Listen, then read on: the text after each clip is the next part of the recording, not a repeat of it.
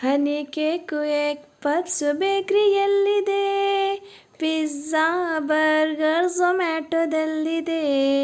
ಹನಿ cake egg puffs ಬೇಕ್ರಿಯಲ್ಲಿದೆ. Pizza burger ಝೊಮ್ಯಾಟೊದಲ್ಲಿದೆ.